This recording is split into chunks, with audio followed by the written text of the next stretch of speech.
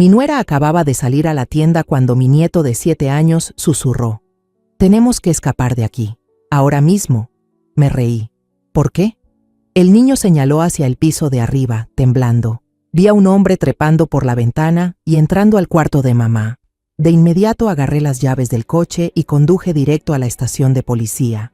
Y entonces, todo ocurrió. Me alegra que estés aquí.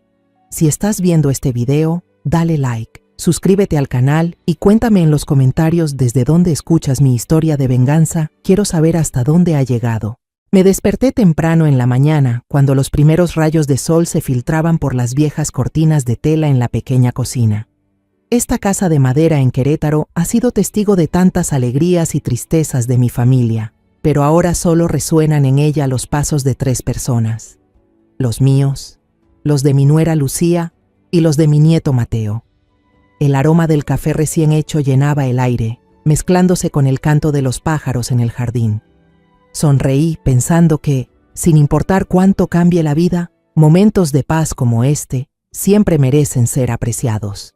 Mateo, mi nieto de 7 años, aún estaba acurrucado entre las sábanas en el piso de arriba, durmiendo profundamente como un gatito. Ese niño es mi único consuelo desde que mi hijo, Andrés, se fue para siempre en un accidente de tránsito hace 3 años. Antes de eso, mi esposo también me había dejado, víctima de un derrame cerebral repentino. Los 2 hombres de mi vida, aquellos a quienes más amé, me abandonaron en esta casa, dejando un vacío que nunca creí poder llenar. Pero todavía tengo a Mateo, esa pequeña luz en mis días más oscuros. Acababa de poner un plato de tortillas calientes en la mesa cuando escuché pasos suaves bajando por las escaleras de madera. Lucía, mi nuera, descendía con un suéter gris claro y el cabello negro recogido en una coleta alta. Sonrió, pero su sonrisa fue tan fugaz como una ráfaga de aire frío. «Mamá, voy a la tienda a comprar leche y detergente», dijo con un tono algo apresurado, como si intentara ocultar algo. Asentí, mirándola mientras se colgaba la bolsa de tela al hombro. «Ponte un abrigo, todavía hace frío afuera», le advertí, por pura costumbre de madre. Lucía asintió levemente, sin voltear, y salió rápidamente por la puerta. Apenas se cerró la puerta, la casa se sumió en un silencio extraño. Ya no se oían los pájaros, ni el viento, solo el tic-tac del reloj de pared, marcando los segundos como si contara hacia algo que estaba por suceder. Me senté con la taza de café aún humeante en la mano, tratando de disipar la sensación de inquietud que se filtraba en mi pecho. Tal vez estaba siendo demasiado desconfiada. Lucía siempre había sido una buena nuera, aunque a veces la sentía distante, como si existiera una pared invisible entre nosotras. Pero me dije a mí misma que tal vez era solo porque extraño demasiado a Andrés, y por eso todo me parece distinto ahora. Perdida en mis pensamientos, me sobresaltó el sonido de pies descalzos bajando corriendo por las escaleras de madera. Mateo bajó como una flecha, con el rostro pálido y los ojos muy abiertos, llenos de terror. «Abuela, abuela, tenemos que irnos de aquí, ahora mismo», jadeó el niño, con la voz temblorosa y las manos aferradas al borde de la mesa, como si temiera caer. Sonreí suavemente, pensando que seguramente había tenido una pesadilla. A esa edad, los niños suelen imaginar cualquier cosa. «¿Irnos a dónde, cariño?», le pregunté, intentando mantener la voz dulce para tranquilizarlo. Pero Mateo no sonrió. Señaló hacia arriba, con el cuerpo temblando. Vi a un hombre extraño entrar al cuarto de mamá. «Por esa ventana, abuela». Sus palabras me atravesaron el corazón como una puñalada. El café en mi mano se enfrió de golpe. Me levanté de un salto, con el corazón latiendo con fuerza, a punto de estallar en el pecho. «¿Qué dijiste? ¿Lo viste bien?», pregunté con la voz entrecortada. Mateo asintió rápidamente, con los ojos llenos de lágrimas. «Lo vi». Llevaba una chaqueta negra. Entró por la ventana. Me asusté mucho y corrí hacia abajo.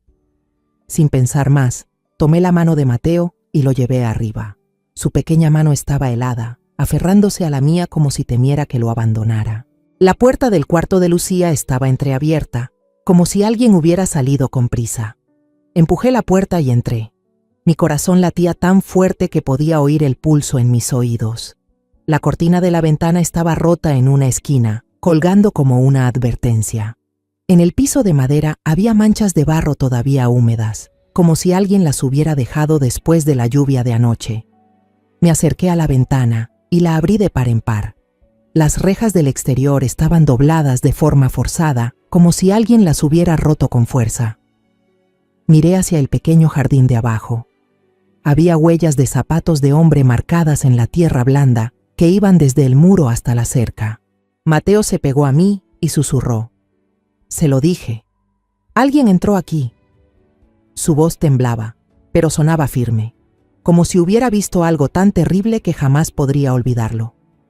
Cerré las cortinas, tratando de mantener la calma, pero por dentro todo se me derrumbaba. Sí, mi niño, murmuré mientras le acariciaba el cabello. No le digas nada de esto a tu mamá. No quería preocupar más a Mateo, pero ni siquiera yo sabía qué hacer.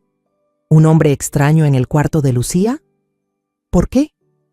¿Y por qué ella no parecía saberlo? ¿O sí lo sabía?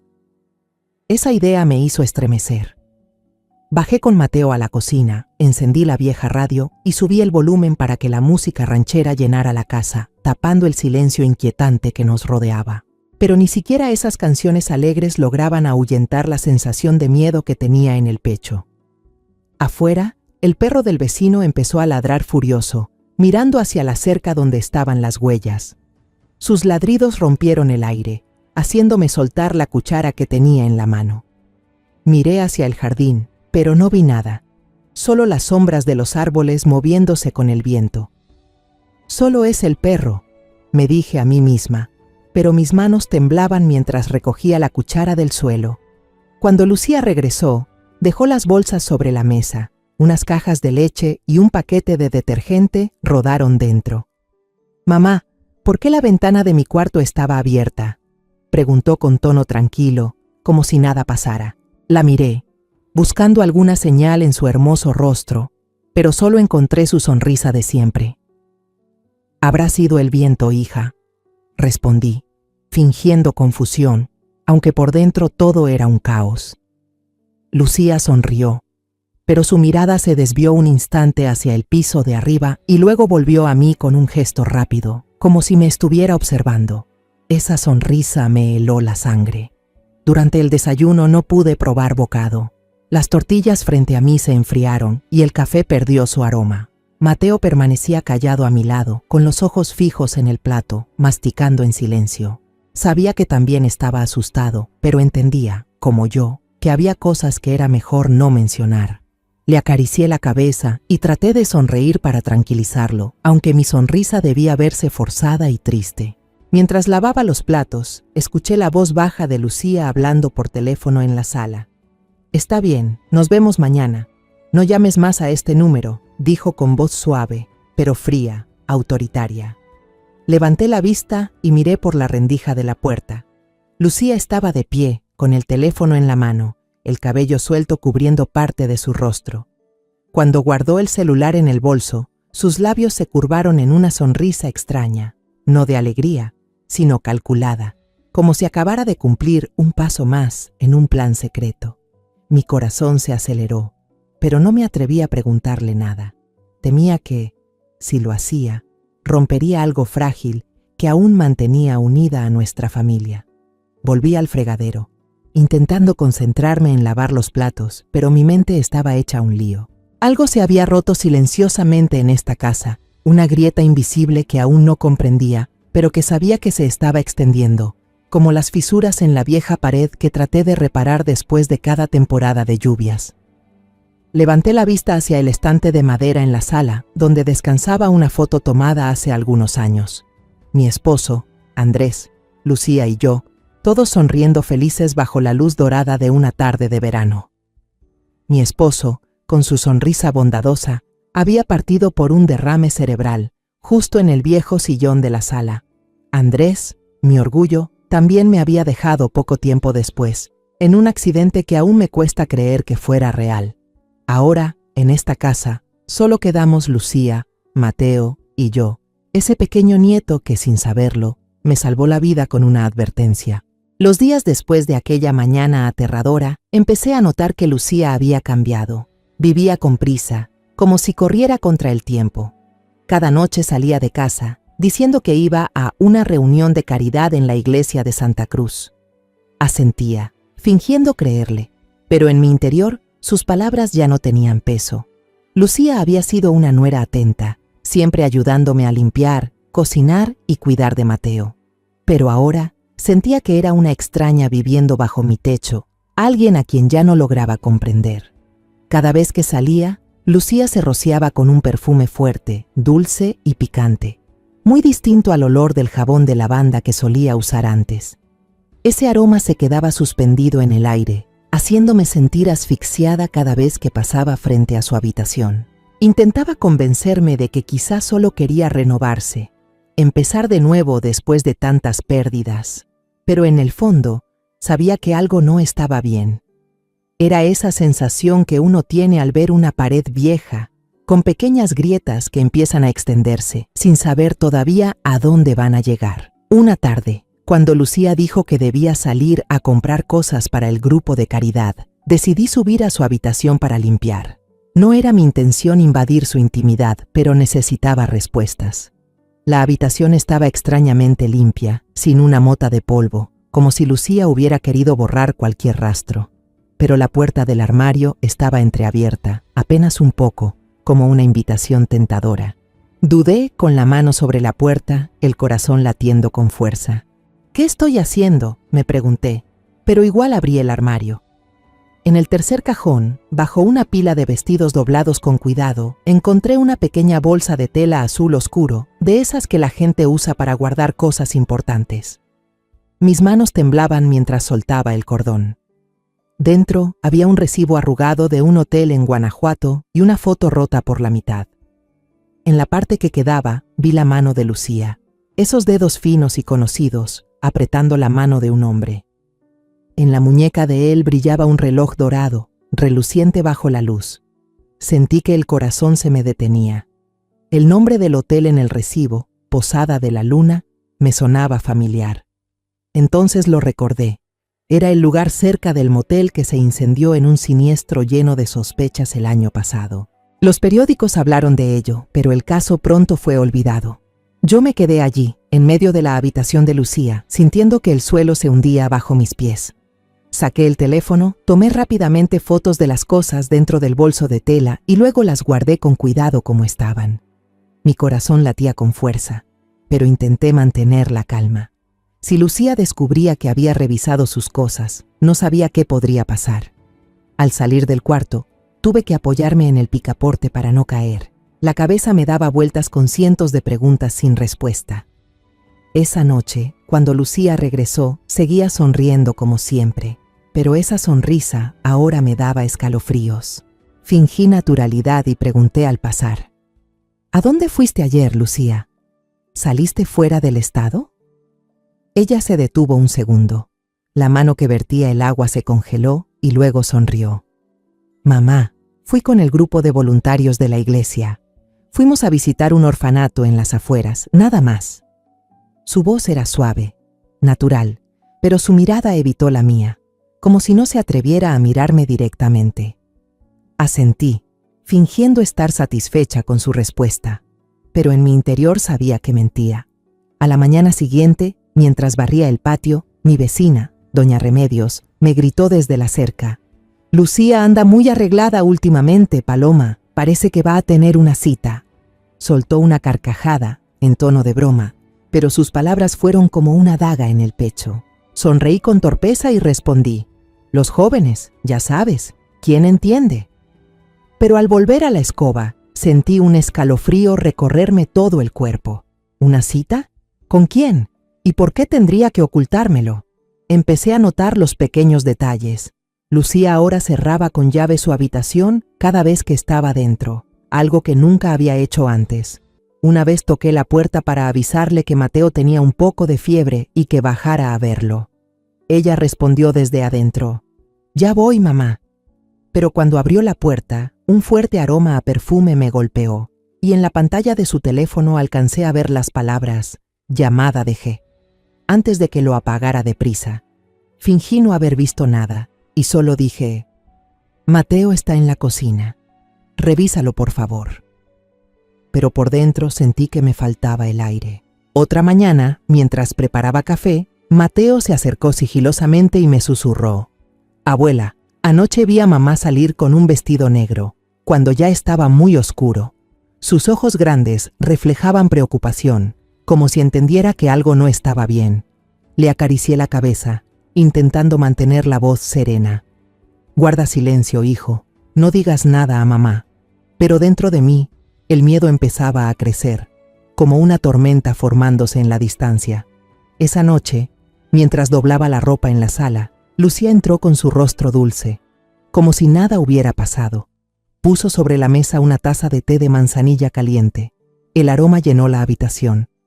«Beba, mamá, para que duerma bien», dijo con una voz tan dulce como la miel. Le di las gracias y sonreí, pero cuando se dio la vuelta, apenas mojé mis labios. Algo no estaba bien. Incliné la taza y observé el líquido dorado con cuidado. Una fina capa de polvo blanco, sin disolver, reposaba en el fondo, brillando bajo la luz. Mi corazón se aceleró. Ese no era un té de manzanilla común. Llevé la taza al baño y la vacié en el lavabo. El sonido del agua mezclado con el olor amargo a medicina me hizo estremecer. Apreté los puños y me dije: «Debo saber qué está ocultando». La sensación de traición me quemaba el pecho, pero la contuve. Lucía había sido como una hija para mí, la mujer que lloró conmigo junto al ataúd de Andrés. Pero ahora ya no estaba segura de quién era realmente. Al día siguiente decidí seguir a Lucía. A las 6 de la tarde salió de casa con la misma excusa de siempre.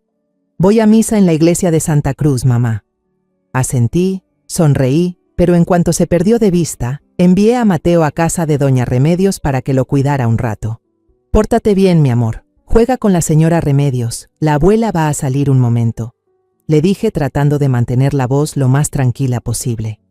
Luego me puse el abrigo, el viejo sombrero de tela, y caminé en silencio detrás de Lucía, manteniendo la distancia suficiente para no ser descubierta. Ella no dobló hacia la iglesia como yo pensaba. En lugar de eso, siguió directo hacia la carretera, con pasos firmes, como si conociera muy bien el camino. La seguí.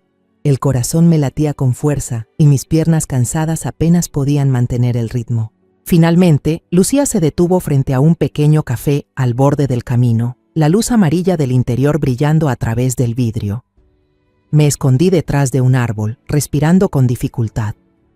Dentro, un hombre alto, con una camisa blanca, la esperaba. En su muñeca brillaba un reloj dorado, idéntico al de la foto que había encontrado. Lucía entró y se sentó frente a él. Se tomaron de las manos, susurrando cosas al oído. Luego él se inclinó y la besó con pasión, como si el mundo entero hubiera desaparecido. Me quedé allí, bajo la sombra del árbol, sintiendo que el suelo se hundía bajo mis pies.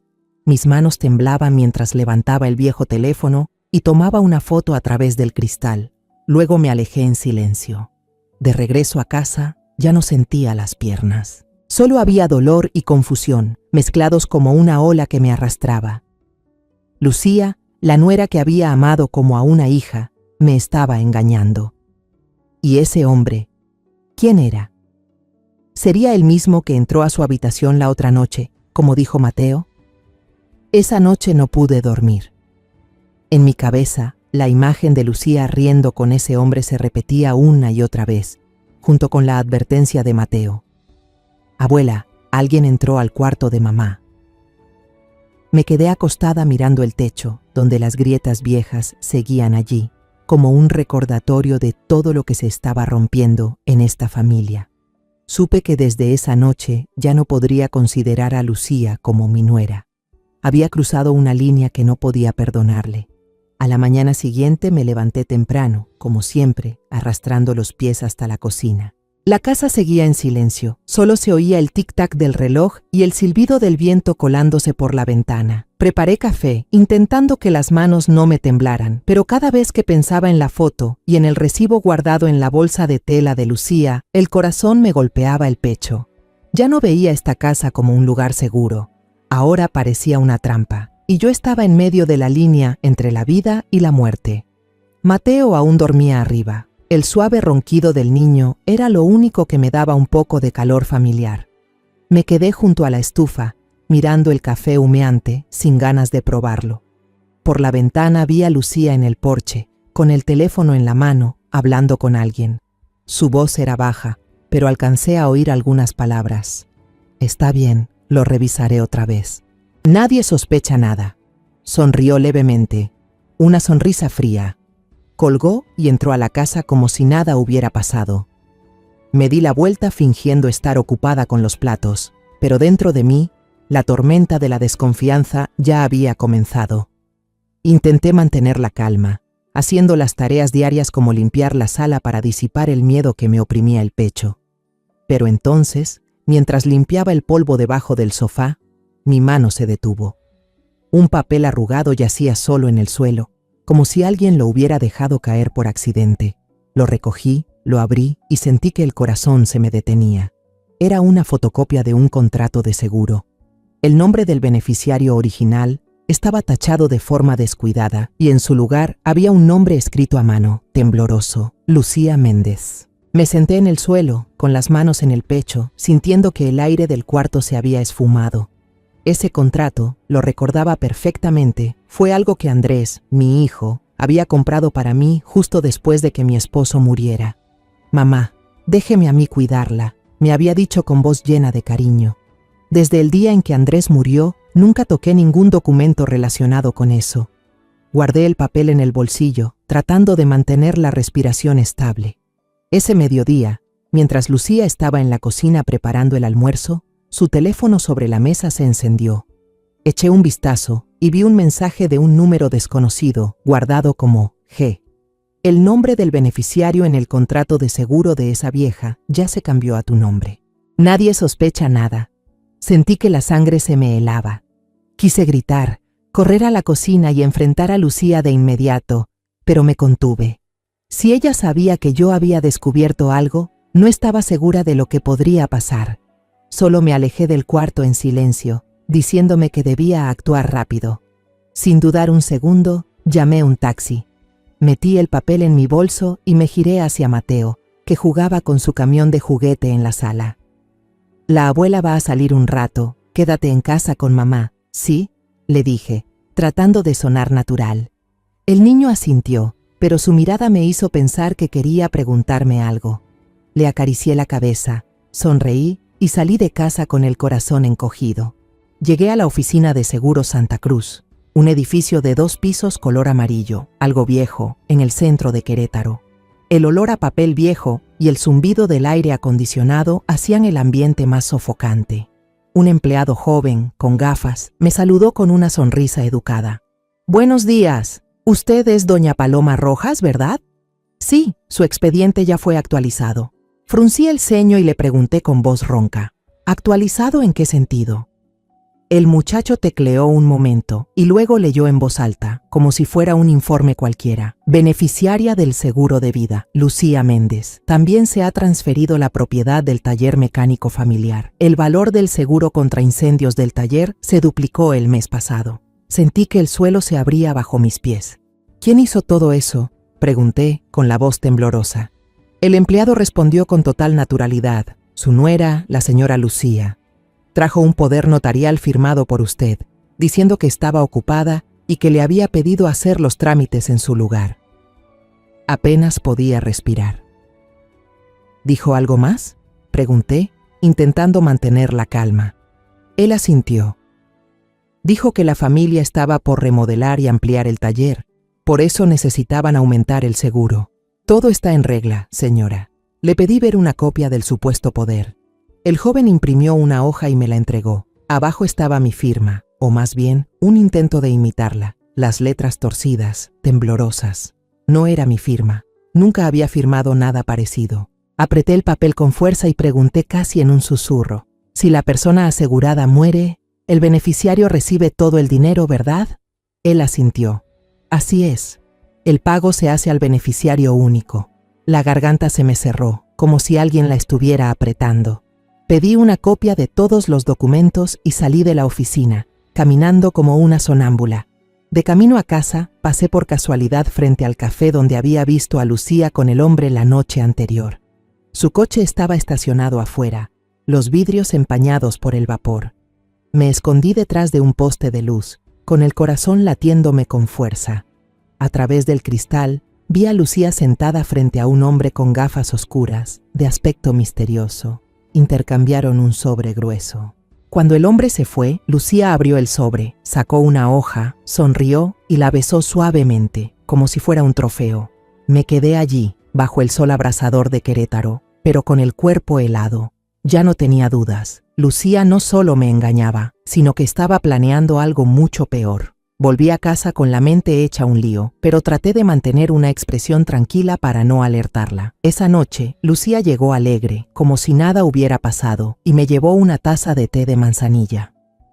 «Tómelo, mamá, dormirá mejor», dijo con voz dulce como la miel. Sonreí al recibirla, pero cuando se dio la vuelta, vertí el té directamente en la maceta del cactus junto a la ventana. A la mañana siguiente, la planta estaba marchita, las hojas amarillas, como una advertencia viva. Me senté junto a la ventana, mirando la planta que moría poco a poco, con el corazón destrozado. Lucía, la nuera que alguna vez quise tanto, con quien compartí el dolor de perder a Andrés, ahora intentaba envenenarme. No podía creer que fuera capaz de cambiar tanto, o tal vez nunca la había conocido de verdad.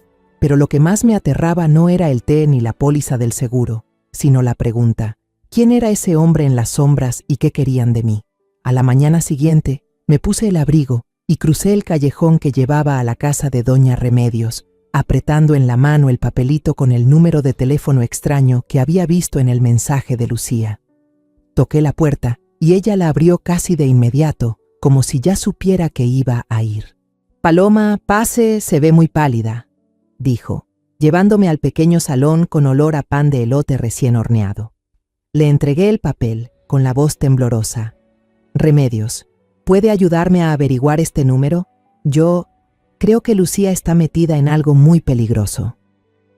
Entrecerró los ojos y una sonrisa pícara apareció en su rostro, lleno de arrugas. «Paloma, vino con la persona indicada. Fui investigadora de policía durante 20 años. No subestime a esta vieja». Sacó un cuaderno de tapa de cuero gastado, pasó unas páginas y marcó el número en el teléfono inteligente que su hijo le había regalado. Un rato después, levantó la vista con el semblante serio. «Este número está registrado a nombre de Gabriel Ortega. Trabajó para una compañía de seguros en el oeste. Pero escuche bien, Paloma. Estuvo involucrado en un incendio falso en un motel en Guanajuato. Se embolsó más de $500,000 de indemnización». Sentí como si me dieran un golpe en el pecho. «¿Lo arrestaron?», pregunté con la voz quebrada. Remedios negó con la cabeza, con una mirada llena de preocupación. «No, tiene a alguien poderoso detrás. El caso se hundió y desapareció de Guanajuato». Hizo una pausa, me miró fijamente y bajó la voz. «Paloma, debe tener mucho cuidado. Si Lucía se relaciona con este tipo de gente, ya no se trata de una simple infidelidad. Es una estafa profesional, y no dudarán en hacerle daño con tal de quedarse con su dinero». Sacó del cajón un mapa viejo de Guanajuato, lo abrió sobre la mesa y señaló un punto marcado en rojo. «El hotel de la factura que usted fotografió, Posada de la Luna, fue precisamente donde ocurrió ese incendio». Me quedé petrizada, como si todas las piezas sueltas encajaran de golpe. La factura del hotel, el mensaje sobre la póliza de seguro, el hombre con el reloj de oro. Todo estaba conectado, y yo me encontraba en el ojo del huracán. «Gracias, Remedios», susurré, tratando de contener las lágrimas. «Tengo un contacto en la policía», añadió ella. «Voy a preguntar más. Y usted, quédese en casa cuidando a Mateo. No salga sola». Volví a casa con el corazón hecho un nudo. Mateo estaba sentado en el suelo de la sala, jugando con su camión de juguete, murmurando una canción infantil. Al verme, el niño alzó la vista, con los ojos limpios. «Abuela, mi mamá dijo que la semana que viene me va a llevar a la casa de la abuela». Me quedé paralizada. El corazón me latía a toda prisa. «Pero tu abuela murió hace mucho», respondí en voz baja, tratando de mantener la calma. Mateo bajó la cabeza con vocecita. Yo también dije eso, pero mamá dijo que ella volvió a vivir. La frase inocente del niño fue como una puñalada en el pecho. Quedó claro que Lucía estaba planificando escapar y quería llevarse a Mateo para que nadie sospechara. Abracé fuerte a mi nieto y susurré: no te preocupes, mi amor, no dejaré que te alejen. Esa tarde la vi a Lucía pasando cosas en secreto al baúl del carro. Algunas maletas pequeñas, una caja de documentos y una bolsa de tela hinchada que parecía llena de billetes. Hizo todo muy rápido, como si tuviera miedo de ser descubierta. Me quedé a distancia, fingiendo que regaba las plantas, y pregunté casualmente: Lucía, ¿qué estás empacando que es tanto? Se sobresaltó y sonrió con aire de disculpa. Ah, solo estoy recogiendo cosas viejas que no uso, las voy a llevar a la caridad, mamá. Pero por la rendija de la tapa del baúl logré ver la leyenda Santa Cruz Insurance en un expediente. Su sonrisa no podía ocultar el pánico en sus ojos. Esa noche no pegué ojo. Me tumbé en la cama, con la mirada fija en el techo, donde las grietas viejas seguían ahí, como un recordatorio de lo que se estaba rompiendo en esta familia. Por la ventana vi una luz de automóvil proyectarse en la pared y luego desaparecer al final de la calle. Los perros del vecino ladraron, fuertes y prolongados, como advirtiendo de algo. Me incorporé de golpe, con el corazón a mil, pero no me atreví a salir a averiguar. A la mañana siguiente sonó el teléfono. Era Remedios. Ya averigüé, Paloma, dijo con voz tensa. Gabriel Ortega está en Querétaro, alquilando una pieza en San Marcos, a menos de 2 cuadras del taller de autos de su casa. Sentí la sangre como si se me helara. Estaba tan cerca de poder estar afuera de mi puerta en cualquier momento. Antes de colgar, Remedios advirtió: cuidado, Paloma, no dejes que él vea que sospechas. Acababa de colgar cuando oí voces en el patio trasero. La puerta que da al exterior estaba entreabierta y reconocí la voz de Lucía, baja pero cortante.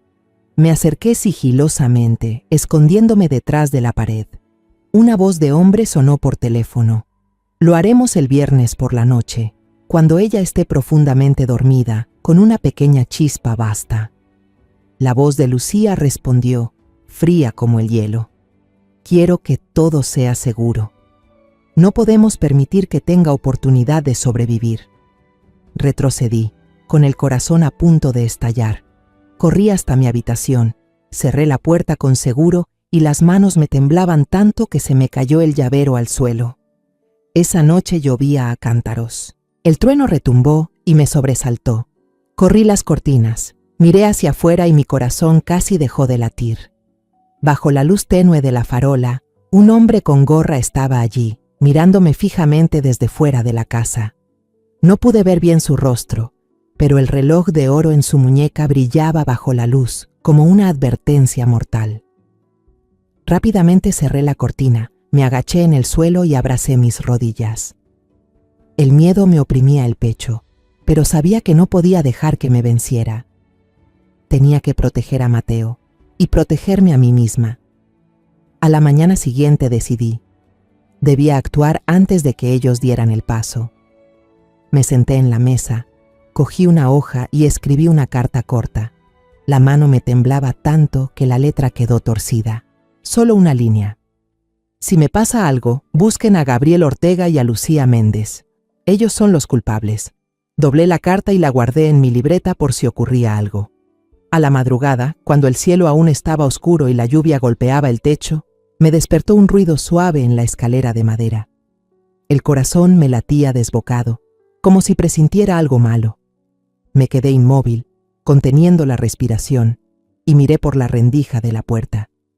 La figura de Lucía se deslizó. Llevaba puesta una chaqueta con capucha, una bolsita de tela en la mano, pasos ligeros pero apresurados, como si tuviera miedo de que la vieran.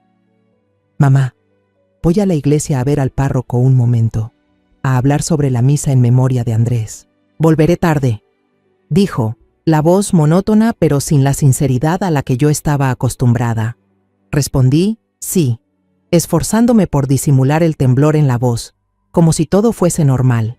Pero cuando la puerta principal se cerró de un portazo y se oyó el clic de la cerradura, me incorporé de un salto. Todos mis sentidos me decían, esta es la última oportunidad para actuar. No podía esperar más, no podía permitir que Lucía y ese hombre llamado Gabriel avanzaran un paso más en su plan. Salí rápido hacia la sala, donde el llavero del coche colgaba del gancho de madera junto a la puerta.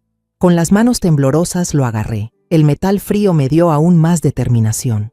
Corrí a la habitación de Mateo. El corazón me latía tan fuerte que parecía que iba a estallar. El niño estaba acurrucado bajo la manta, con los ojos cerrados, la carita inocente sin idea de lo que pasaba. «Levántate, Mateo, rápido», susurré, sacudiéndole suavemente el hombro. Mateo frotó los ojos, aún somnoliento, y dijo con voz quedita: «Abuela, ¿a dónde vamos?». Me arrodillé junto a la cama, intentando mantener la voz suave para no asustarlo. «A un lugar seguro. Confía en mí, ¿vale?». El niño asintió, aunque seguía con la expresión desconcertada. Cogí a toda prisa unas prendas de Mateo, las metí en una bolsa de plástico, añadí un biberón y el cómic de superhéroes que le encanta. Cada cosa que tomaba me recordaba: tengo que proteger a ese niño, cueste lo que cueste. Afuera llovía a cántaros, las gotas pesadas golpeaban el techo y la tierra, formando charcos por todas partes. Apagué todas las luces de la casa, dejando solo una pequeña luz de noche en la sala, una luz tenue que proyectaba sombras en la pared. Si Lucía volvía, quería que creyera que aún estábamos profundamente dormidos, sin sospechas. Saqué a Mateo al coche, lo abracé para protegerlo de la lluvia. «Abuela, hace frío», se acurrucó contra mi abrigo, con la voz temblorosa. Le besé la frente y le susurré: «En un momento, cariño. Te mantendré calentito». Me senté en el asiento del conductor y arranqué el motor. El motor viejo emitió un sonido ronco, como si él también se quejara de esta noche de lluvia y viento. Salí del callejón rumbo al centro de Querétaro. La carretera estaba resbaladiza. La luz amarilla de los faroles se reflejaba en el asfalto mojado como pedazos de espejo rotos. Mateo estaba en el asiento trasero, abrazando su osito de peluche, con los ojos grandes mirando por la ventana. «¿Va hoy min chai tron mea? ¿Me coyuoi teo chung tacón?», preguntó, con una voz pequeña pero llena de preocupación. Apreté el volante con fuerza, tratando de mantener la voz tranquila. «No, hijo. No voy a dejar que tu madre nos encuentre». Pero por dentro no estaba segura de poder cumplir esa promesa. La lluvia empeoraba, la visibilidad se veía entorpecida por los chorros de agua en el parabrisas. Un camión grande pasó a toda velocidad y salpicó el cristal dejándolo borroso. Tuve que conducir muy despacio, las manos apretadas al volante hasta que me dolían. En mi cabeza, la imagen de Lucía entregando un sobre al hombre de lentes oscuros y su voz fría hablando de una pequeña llama se repetía, como una canción fantasmagórica que no podía quitarme de la cabeza. Miré por el espejo retrovisor y vi a Mateo abrazando su peluche, con los ojos tristes. El niño era todo lo que me quedaba y no podía perderlo. Al llegar al centro de Querétaro, detuve el coche frente a la comisaría local, un edificio bajo con luces fluorescentes frías. La lluvia empapó mi ropa, mi pelo estaba pegado, pero no me importaba. Tomé a Mateo de la mano y lo arrastré dentro, con la otra mano apretando la carpeta de documentos ya empapada. El policía de turno, un hombre de mediana edad con un bigote espeso, levantó la vista desde su escritorio. «¿Qué necesita a esta hora?», preguntó con un tono algo sorprendido. Temblando, traté de no perder la voz. «Necesito ver al comandante. Por favor, ayúdenme». Un rato después, una mujer salió del pasillo. Tenía el cabello recogido en un moño y una mirada aguda, como si pudiera ver a través de todo. «Soy Valeria Cruz», se presentó, con voz serena pero llena de autoridad. «¿Qué emergencia, señora?». Le extendí las hojas empapadas, copias impresas del recibo del hotel, el contrato de seguro falso, mensajes de Gabriel y también una foto de la maceta de cactus marchita por la taza de té envenenada. «Mi nuera quiere hacerme daño para quedarse con el dinero del seguro», dije, la voz quebrándose, las lágrimas brotando sin poderlo evitar. Valeria pasó las páginas con rapidez. Su rostro se fue quedando frío. Esta historia suena increíble, pero la evidencia no miente, dijo en tono grave. Señora, ¿tiene algún lugar seguro donde quedarse? Negué con la cabeza, sintiéndome completamente impotente. Valeria hizo señas a un policía joven para que trajera una toalla seca y una taza de leche caliente para Mateo, y luego me llevó a un rincón. Si ella realmente piensa en hacer algo, la única manera es hacerle creer que usted ya no existe, dijo en voz baja, con los ojos decididos. Me quedé atónita. ¿A qué se refiere? Valeria explicó con seguridad. La vamos a ayudar a fingir la muerte. Ella no solo planea incendiar su taller, sino que quiere matar a usted para beneficiarse del seguro de vida. Si es así, dejemos que crea que la suerte está de su lado, y la sorprendemos en el acto cuando ella y sus cómplices actúen. Guardé silencio unos segundos. La cabeza me daba vueltas. La idea de fingir la muerte sonaba como una broma cruel, pero miré a Mateo, sentado en la esquina con la taza de leche caliente, los ojos tristes. No tenía otra opción. Está bien, asentí con decisión, aunque por dentro temblaba. Valeria escribió de inmediato una orden urgente para convocar al equipo de investigación. Mañana por la mañana la llevarán al Hospital Central. Haremos un informe falso sobre un caso de derrame cerebral, dijo, entregándome un acta. Firmé temblando, sintiendo que apostaba toda mi vida. El teléfono en mi bolsillo sonaba sin parar. Todas eran llamadas y mensajes de Lucía. Mamá, ¿dónde están tú y Mateo? ¿Por qué no están en casa? Respiré hondo y le respondí con un mensaje corto. Llevo a Mateo a casa de una amiga por unos días. No te preocupes. Presioné enviar y luego apagué el teléfono, sintiendo que acababa de cortar el último lazo que me unía a Lucía. Al salir de la comisaría, la lluvia había cesado. El aire era helado, pero respiré hondo, sintiendo que estaba recuperando mi derecho a vivir. Esa mañana, cuando apenas asomaba el amanecer, la policía me escoltó al Hospital General de Querétaro. El ambiente seguía brumoso y el frío calaba a través de mi abrigo delgado. Caminaba con pasos pesados, como arrastrando toda una vida. La teniente Valeria iba a mi lado. Su mirada era aguda, pero no ocultaba su compasión. Señora Paloma, todo saldrá bien, dijo con voz grave pero firme. Asentí, pero por dentro no estaba segura de tener la fuerza para atravesar esta pesadilla. El hospital estaba impregnado del olor a desinfectante y del sonido apresurado de los pasos de las enfermeras. Valeria me condujo a una pequeña sala en el tercer piso, donde un médico ya había sido advertido por ella. Era un hombre de mediana edad, con ojos amables, que me entregó un expediente médico falso. Leí las líneas. Doña Paloma Rojas, derrame cerebral, llevada de urgencia por una amiga, falleció a las 5:37 de la mañana. Su firma estaba al final de la página, como un sello del destino. Toqué el papel temblando, sintiendo que estaba leyendo mi propio obituario. Gracias, doctor, susurré con la voz quebrada. Él solo asintió y salió de la sala, dejándome con Valeria y un miedo sin nombre. Mientras tanto, Mateo fue llevado a un refugio para familiares de víctimas, a unas cuadras del hospital. Valeria había dispuesto que una joven oficial, llamada Ana, estuviera siempre junto al niño. Él estará a salvo, no se preocupe, dijo Valeria, como si leyera la preocupación en mis ojos. Solo pude asentir, con la imagen de Mateo abrazando su osito de peluche y sus ojos tristes clavándose en mi mente.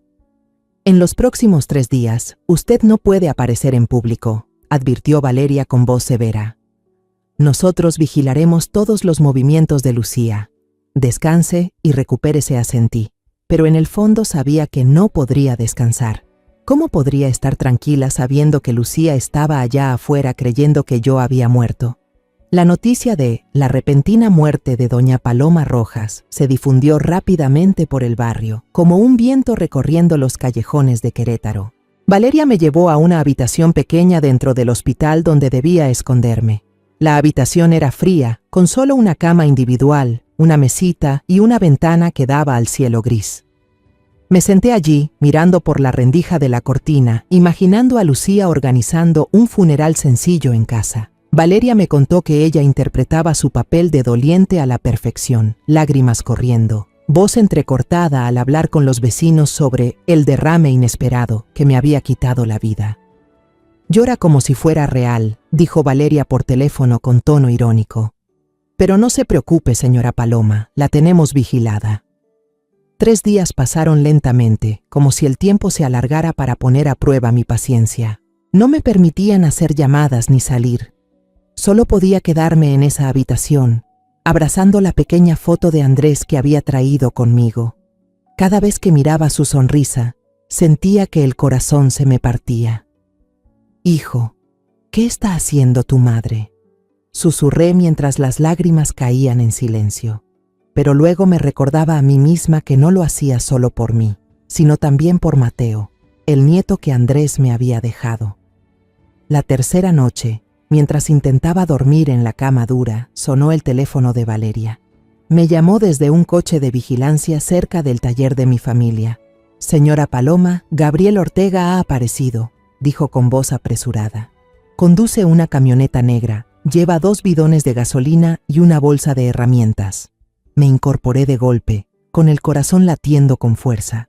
Valeria me invitó a subir al coche de vigilancia para presenciarlo todo, aunque insistió en que debía guardar silencio absoluto. Me puse el abrigo y salí del hospital en la oscuridad, con la sensación de estar caminando hacia una pesadilla. Nos sentamos en el coche de vigilancia, estacionado en un callejón oscuro no muy lejos del taller. En la pequeña pantalla frente a mí se veía a Gabriel forzando la cerradura del portón. La luz de su linterna se deslizaba por las viejas paredes de madera.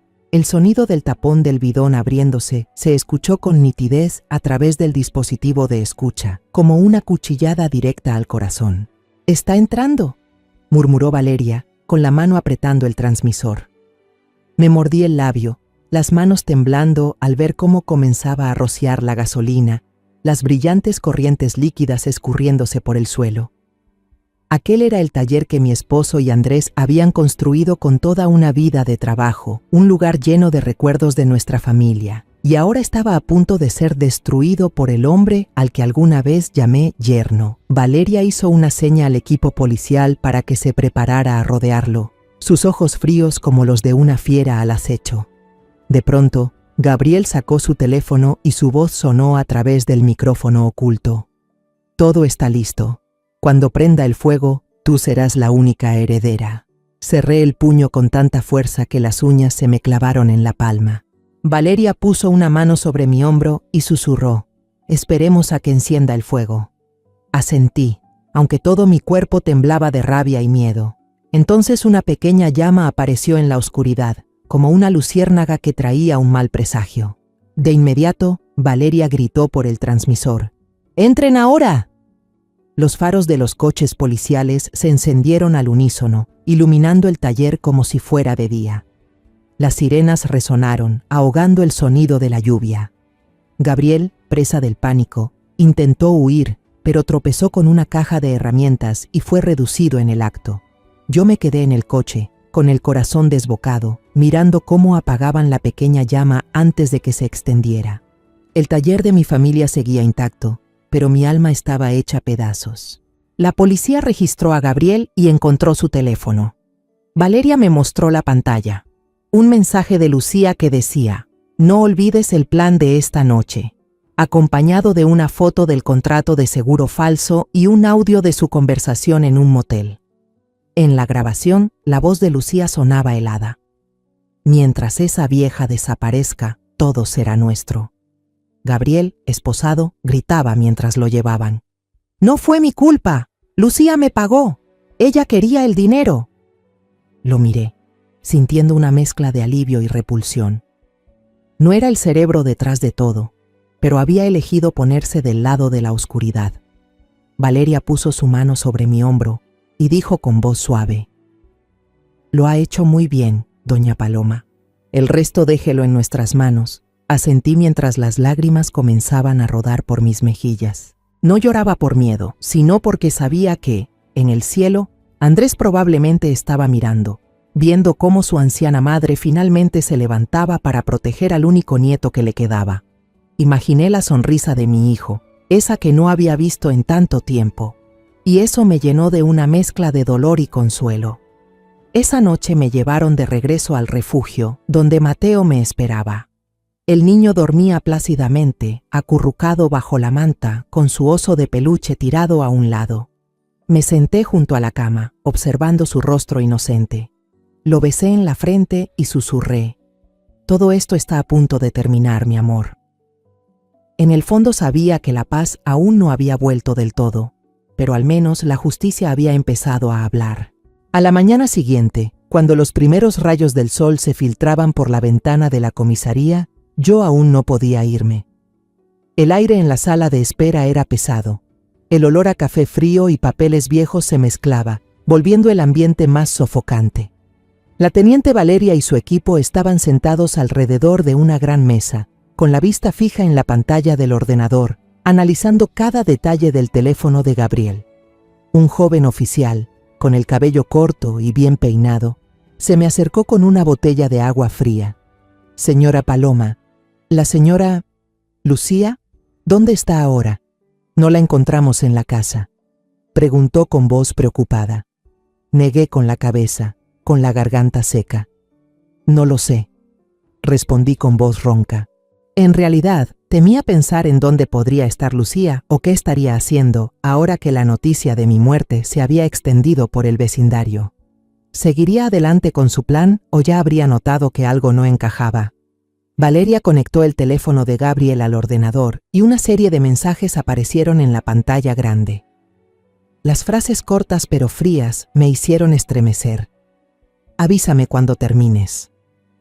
La llave del taller está bajo la maceta. Hazlo rápido, que los vecinos no sospechen». Cada mensaje era como una puñalada, desgarrando la confianza que alguna vez tuve en Lucía. Luego Valeria abrió un archivo de audio y la voz de ella sonó clara, helada y decidida. «Cuando lo quemes, quiero que todo quede limpio.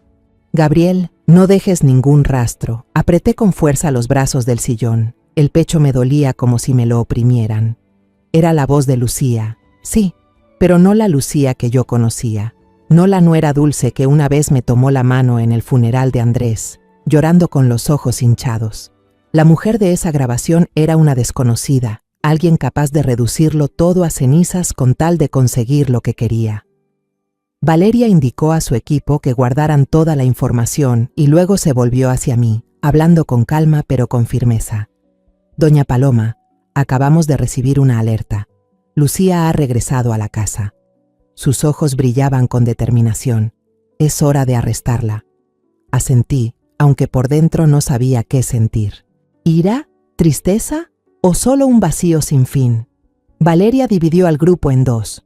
Uno iría con la orden de arresto directamente a mi casa, y el otro bloquearía las calles cercanas para evitar que Lucía escapara.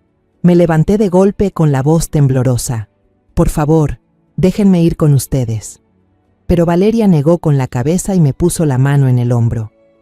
«No, quédese aquí. Déjenos encargarnos, doña Paloma. Usted ya ha hecho lo suficiente». Solo pude sentarme, con la mirada fija en el reloj de la pared. Cada minuto pasaba lento como un siglo, y cada tic-tac era como un martillazo en mi corazón. Imaginaba la escena de Lucía siendo arrestada. Imaginaba su expresión al darse cuenta de que su plan se había derrumbado. Pero en lugar de sentir satisfacción, solo sentí una tristeza profunda. Lucía había sido parte de mi familia. Me llamó madre. Cuidamos juntas a Mateo. ¿Cómo pudimos llegar a esto? Una hora después, la puerta de la sala de espera se abrió de golpe. 2 policías escoltaban a una mujer. Su cabello estaba enmarañado, el abrigo manchado de barro y las manos esposadas detrás de la espalda. Era Lucía. Mantenía la cabeza gacha, caminando tambaleante, como si le hubieran drenado toda la fuerza. Pero cuando levantó la mirada y me vio sentada allí, sus ojos se congelaron de terror. «¿Mamá? ¿Usted sigue viva?» Su voz temblaba, como si hubiera visto un fantasma. Me levanté, la miré directo a los ojos y le respondí con calma, pero con voz helada. «Sí, sigo viva, y ya lo sé todo». Lucía guardó silencio. Las lágrimas le caían por las mejillas, pero en su mirada no vi arrepentimiento, solo el miedo extremo de quien acaba de ser desenmascarado. Se dejó caer en la silla, sollozando. Yo no quería hacerlo. Solo quería dinero, solo quería una nueva vida. Sus palabras fueron como otro cuchillo clavándose en mi pecho. Tú ya tenías una vida, respondí en voz baja, con la garganta apretada. Pero fuiste tú quien la quemó con tus propias manos. Aparté la vista, incapaz de seguir mirando esos ojos que alguna vez me hicieron creer que era parte de mi familia. En el pasillo, otro policía entró con una bolsa de evidencia sellada. Dentro había un contrato de seguro falsificado, documentos de transferencia de bienes y un fajo de recibos del Hotel Posada de la Luna. Valeria firmó el informe, hablando con firmeza. Lucía Méndez queda arrestada por intento de homicidio, fraude y falsificación de documentos. Mientras la llevaban, Lucía volteó a mirarme. Esa mirada, mitad súplica, mitad odio, me heló la sangre. No dije nada. Solo la observé alejarse, como una sombra extraña que desaparecía de mi vida. Valeria se volvió hacia mí, con voz más suave. Tenemos todas las pruebas. Gabriel confesó todo. No podrán escapar. Asentí, pero dentro de mí quedaba un vacío imposible de llenar. Había ganado, pero el precio fue la destrucción de todo lo que alguna vez llamé familia. Pensé en Andrés, en los días en que aún reíamos juntos, en cómo Lucía me tomaba la mano y prometía cuidar a Mateo. Todo eso ahora era solo pasado, humo disolviéndose en el aire. Esa noche regresé a la casa de resguardo, donde Mateo me esperaba. El niño corrió a abrazarme, preguntando con voz inocente: «Abuela, ¿dónde está mi mamá?». Me senté, lo abracé y respondí con suavidad: «Tu mamá tuvo que irse muy lejos, cariño». Muy lejos. Mateo no preguntó más, solo se acurrucó contra mí, como si pudiera sentir el dolor en mi pecho. Se quedó dormido en mis brazos. Su respiración tranquila era un pequeño consuelo en medio de la tormenta. Lo miré, sin saber si debía alegrarme por haberlo protegido o llorar por todo lo perdido. Afuera, las sirenas de la policía se desvanecían, mezclándose con el sonido constante de la lluvia sobre el techo. Me quedé allí, en la oscuridad, pensando en el fuego que Gabriel había intentado encender en el taller de la familia. Ese fuego nunca llegó a arder, pero consumió los planes de Lucía, y todo lo que yo alguna vez creí que era mi familia. A la mañana siguiente, me paré frente a la puerta del tribunal local en el centro de Querétaro. La sala de audiencias estaba pintada de blanco, fría, con filas de bancos de madera viejos y un olor a papeles antiguos mezclado con café frío. Entré con las piernas temblando, pero me repetí que debía ser fuerte, no por mí, sino por Mateo, por Andrés y por la justicia misma que había luchado por recuperar. La teniente Valeria ya me esperaba afuera de la sala. Se inclinó hacia mi oído, con voz grave pero firme. «Vamos a presentar la grabación. Usted solo tiene que confirmar que es la voz de Lucía y relatar exactamente lo que pasó».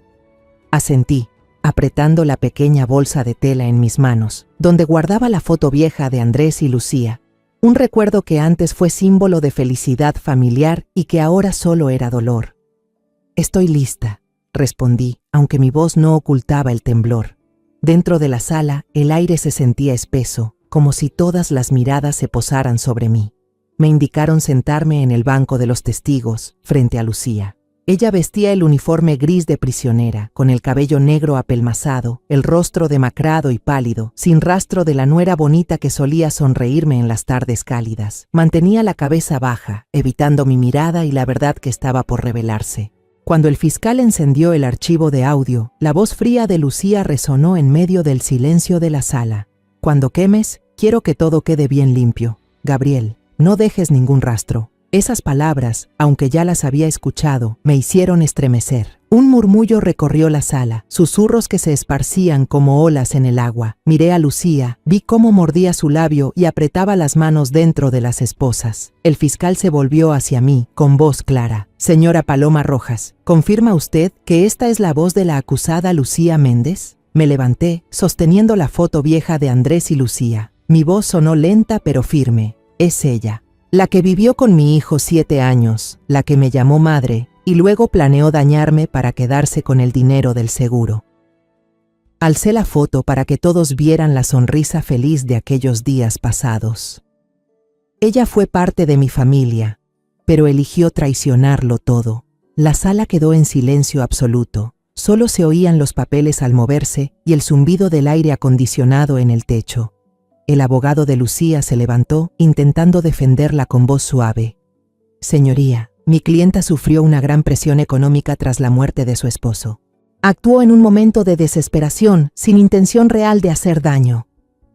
Ya no pude contenerme, mi voz se endureció cortando sus palabras. ¿Desesperación para preparar contratos falsos, planear quemar el taller y envenenarme varias veces? Lo miré directo a los ojos y luego a Lucía.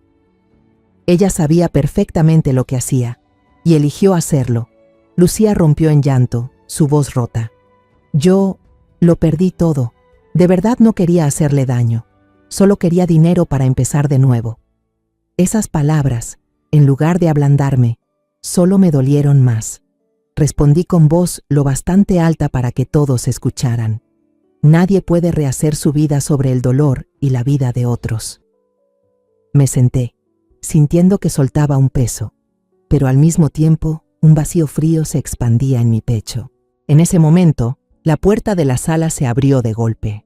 Gabriel fue conducido adentro con un aspecto desmejorado y los ojos enrojecidos.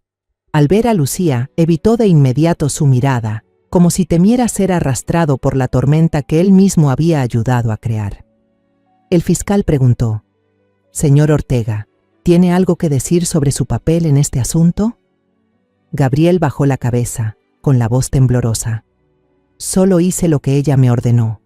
Ella me prometió que me daría parte del dinero del seguro», señaló a Lucía con amargura. «Ella fue la que lo planeó todo».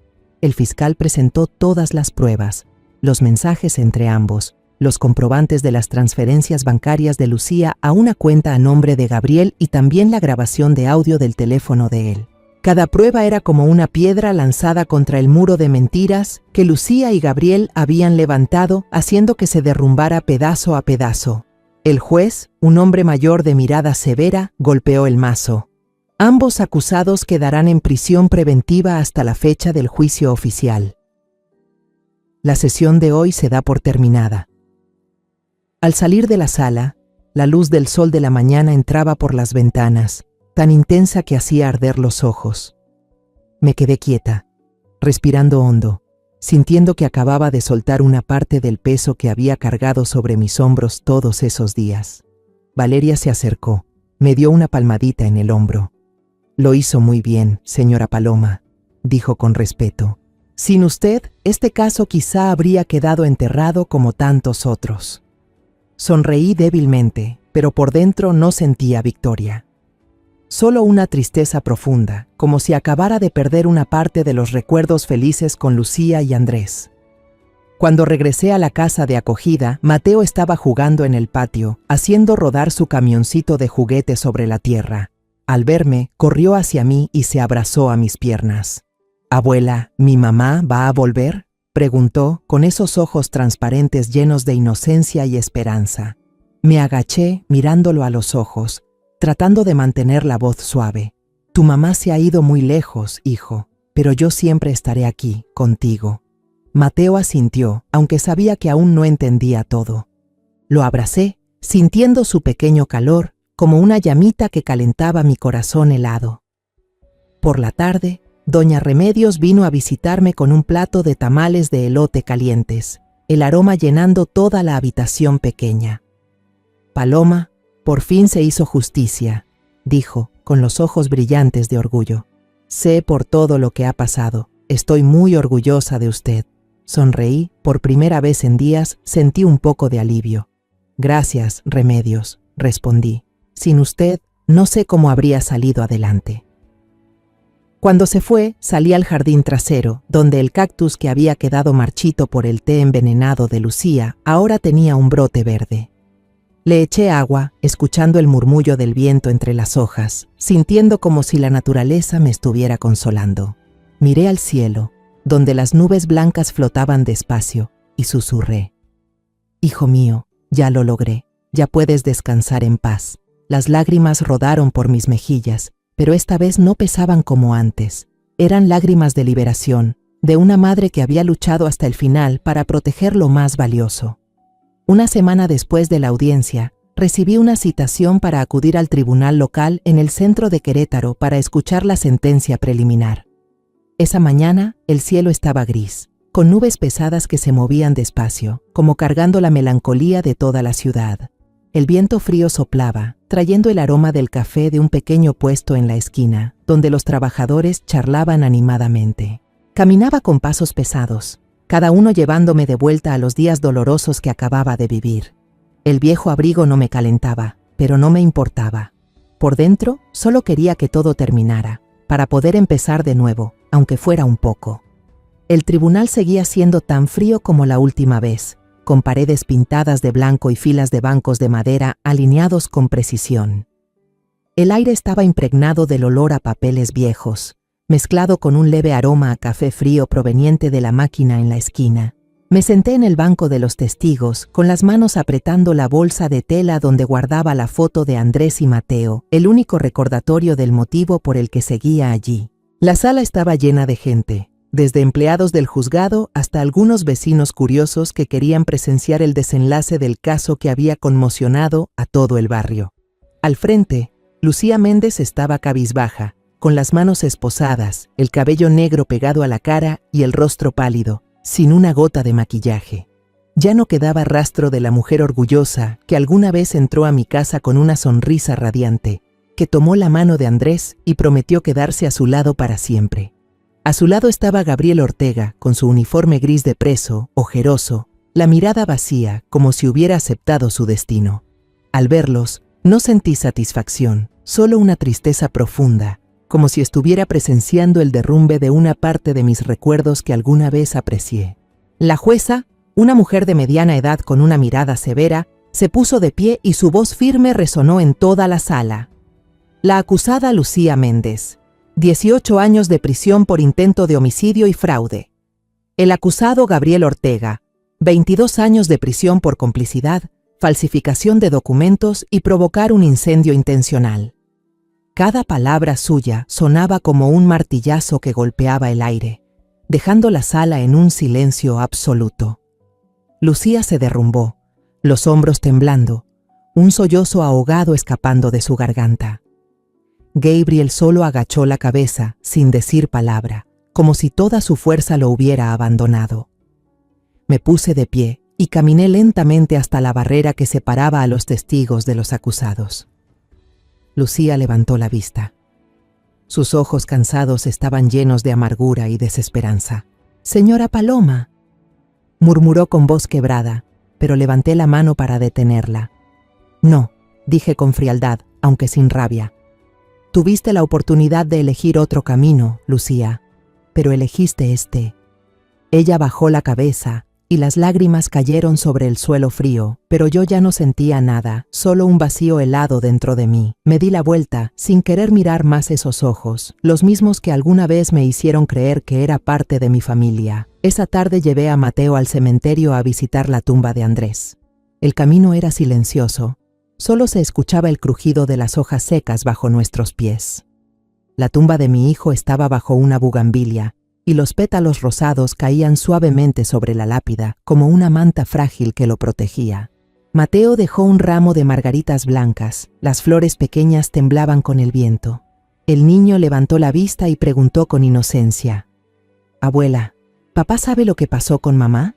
Me arrodillé a su lado, acariciando su cabeza, y respondí suavemente: «Tu papá lo sabe todo, pero allá arriba ya no se guarda rencor». Mateo asintió, aunque sabía que aún no comprendía del todo mis palabras. Encendí una vela y la llama titiló entre las ráfagas del viento vespertino, como un susurro del más allá. En ese instante, creí escuchar la voz de Andrés, cálida y cercana, una voz que no oía desde hacía mucho. «Mamá, hiciste lo correcto». Las lágrimas rodaron por mis mejillas, pero sonreí, sintiendo que una parte del peso en mi corazón se había aligerado. Tomé la mano de Mateo y permanecimos allí largo rato, dejando que los recuerdos de mi hijo regresaran sin estar ya ensombrecidos por la traición de Lucía. De regreso a casa, Mateo se quedó dormido en el asiento trasero, mientras el viento jugaba con su cabello despeinado. Lo miré por el retrovisor, viendo su rostro inocente, el único fragmento que quedaba del amor que alguna vez compartí con Andrés. Ese niño era mi razón para luchar, la pequeña luz en medio de la oscuridad que nos había rodeado. Conduje despacio, dejando que el sonido del motor se mezclara con el viento, como una suave canción de cuna. Al llegar a casa, vi a doña Remedios esperando en la puerta, con una canasta de tamales recién hechos en las manos. El aroma cálido llenó el aire, haciendo que la pequeña casa se sintiera más acogedora. «Ya me enteré, Paloma», dijo ella, con una mirada llena de alegría. «Gracias a Dios, se hizo justicia. Ahora debe descansar». Sonreí y la invité a pasar. Nos sentamos en la mesa de la cocina, tomando café mientras escuchábamos la radio. La voz del locutor resonó, grave y clara. La policía de Querétaro desmanteló una red de fraude de seguros a gran escala, encabezada por Gabriel Ortega. Remedios me miró con orgullo y dijo: «Gracias a su caso, lograron descubrir toda la red. No solo se salvó usted, Paloma, salvó a mucha gente más». Guardé silencio, mirando el jardín a través de la ventana. El cielo se teñía de tonos dorados al atardecer, y los últimos rayos de sol brillaban sobre la vieja cerca de ladrillos, como un recordatorio de que la luz siempre permanece, incluso después de la oscuridad. Mateo salió corriendo, con un dibujo hecho con crayones en la mano. «Abuela, dibujé a papá y al abuelo en el cielo», dijo, con los ojos brillantes. Tomé el papel y observé los trazos torpes. 2 hombres sonrientes entre nubes blancas, sosteniendo estrellas brillantes. Las lágrimas se asomaron en mis ojos, pero sonreí. «Es hermoso, cariño, pero el cielo de nosotros dos está aquí, justo aquí». Señalé la pequeña casa, el jardín y al propio Mateo. Todo aquello por lo que había luchado para conservar. Esa noche, me senté frente al escritorio y abrí el viejo cuaderno donde guardaba la carta por si muero. Aquellas pocas palabras eran ahora un recordatorio de todo lo que había superado.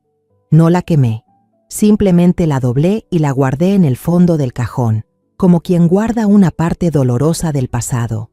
Al apagar la luz, escuché el suave golpeteo de la lluvia en el techo. Ese sonido que antes me causaba miedo, ahora me traía una paz extraña.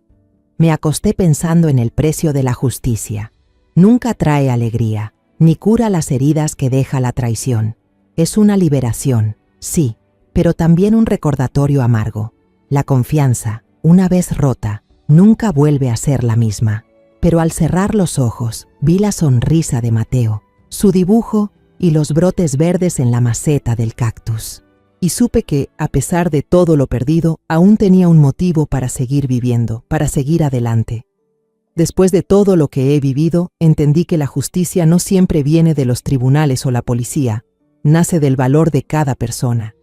Cuando enfrentamos el miedo, miramos de frente la traición y no dejamos que el mal gane, ahí es cuando la verdadera justicia surge. Aprendí que la confianza puede romperse, pero la verdad nunca se puede enterrar para siempre. La vida me enseñó que, a veces, para proteger a los que amamos, debemos sacrificar nuestra propia paz. Pero mientras conservemos un corazón limpio y la fe en lo correcto, aunque la oscuridad nos rodee, la luz de la verdad siempre nos mostrará el camino. La historia que acabas de escuchar ha sido modificada en nombres y lugares para proteger la identidad de los involucrados. No la contamos para juzgar, sino con la esperanza de que alguien escuche y reflexione. ¿Cuántas madres están sufriendo en silencio dentro de su propio hogar? En verdad me pregunto, si tú estuvieras en mi lugar, ¿qué harías? ¿Guardarías silencio para mantener la paz o te atreverías a enfrentarlo todo para recuperar tu voz? Quiero saber tu opinión, porque cada historia puede convertirse en una vela que ilumine el camino de otros. Dios siempre bendice, y estoy segura de que el valor nos llevará a días mejores. Ahora, en la pantalla final, dejaré 2 de las historias más queridas del canal. Estoy segura de que te sorprenderán. Gracias por acompañarme hasta este momento.